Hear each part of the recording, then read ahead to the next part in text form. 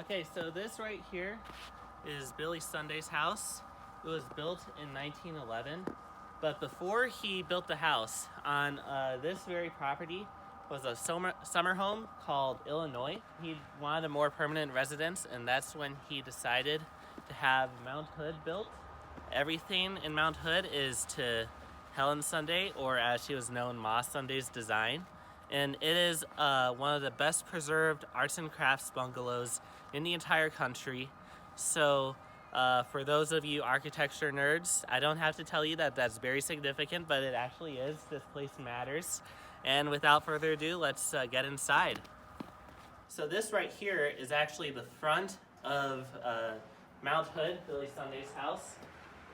In its prime, all these hills were covered with all sorts of flowers, bushes, vegetables, trees, and that well-like structure over there was known as Ma Sunday's Grotto, and that's where she would raise goldfish.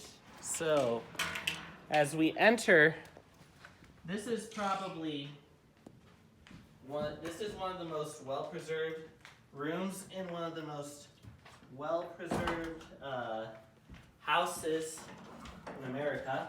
I don't know if you can see it well because of the light, but this right here was known as the Ingle Nook, where you could curl up by the fireplace with one of these many books from Billy Sunday's collection and just read. The fire was always lit in case any passerby decided they wanted to come up here and meet the Sundays, have a family. Of course, there's the Sunday family picture over there, Billy Sunday, his wife Ma Sunday, and their 4 children. And it was right here that Ma Sunday would love to tell visitors that her daughter courted her husband. So there's also a picture of Billy Sunday on this wall. And like I said, on the outside of the house, everything in this house was done to Ma Sunday's design. So the wallpaper was stenciled on burlap, exactly like Ma Sunday wanted it. And already you see indicators of the arts and crafts style in this house. So, for instance, the exposed wood beams can be very helpful. Right here on the doors, you can see a ray flake cutting. I don't know if the video can pick it up, but the way it's cut even was considered decoration by arts and crafts standards. The only 2 non-arts and crafts decorations in this house would be this clock over here and that clock over there. Interesting thing about that clock is it was actually given to Billy Sunday while he was playing for the Pittsburgh Pirates. They wanted to congratulate him on both his marriage and his new call to ministry, so they presented him with that clock in the middle of the game. And the significance of the whole arts and crafts decision was back in 1911 when this house was built, the predominant architecture style was Victorian architecture, which was very ornate, much like the clocks that we just discussed.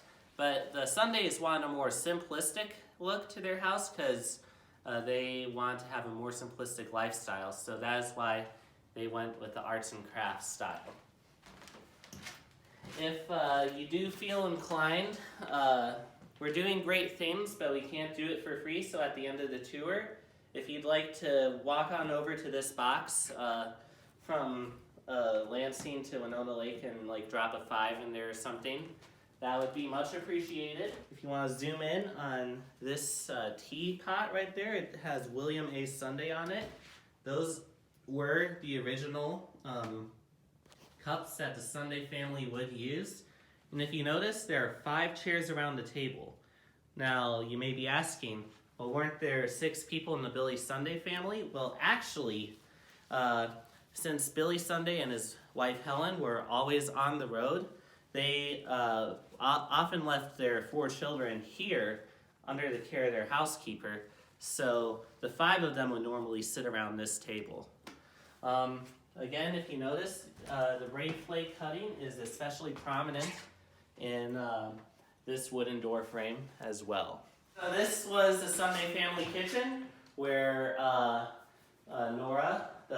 housekeepers spent most of their time. They like the color green. On the floor is the S for the Sunday family. And also over here is their washing machine, where you wouldn't really want it in the main part of the house because it's a very wet job. So it's almost on a second porch. Another room where Nora Lynn would often stay. And initially it took me like 6 weeks to figure out what that piece of furniture was, but it's actually a fold-out bed.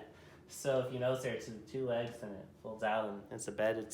These people were pretty ingenious.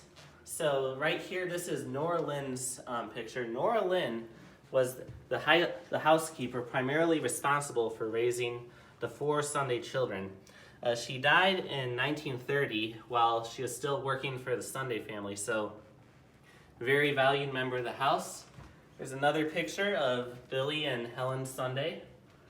And here's another picture of Billy and Helen Sunday being photobombed by the Baltimore, Maryland police officers as well. They were very impressed with the Sunday family, so they wanted to have their picture taken with them, and they presented that to the Sundays.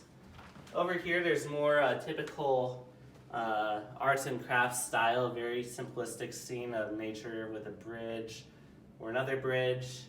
And then probably one of the coolest parts of the house would be all these signed pictures from presidents.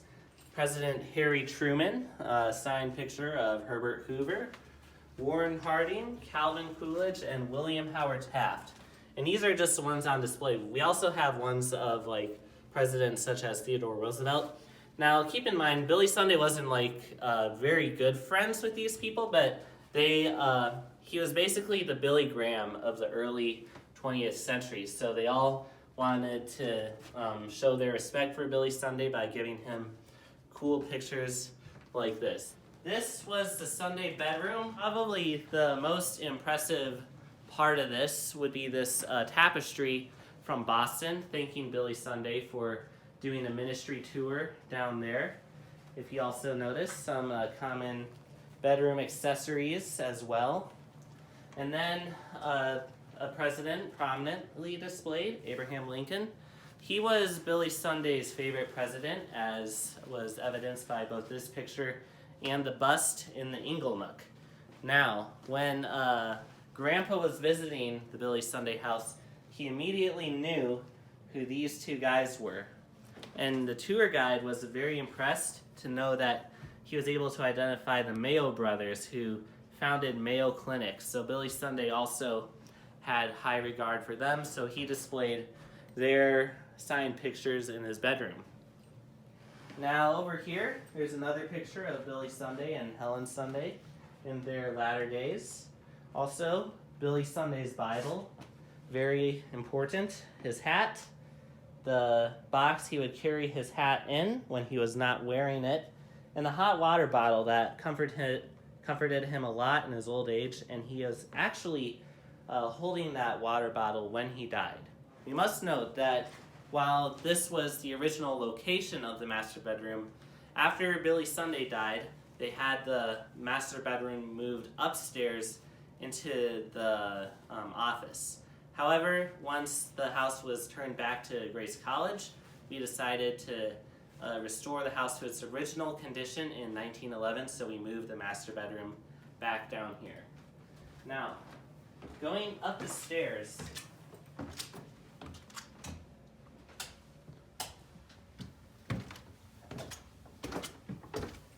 we'll actually start in this room. Probably the first thing you'll notice in this room is there are also a lot of signed pictures of famous people.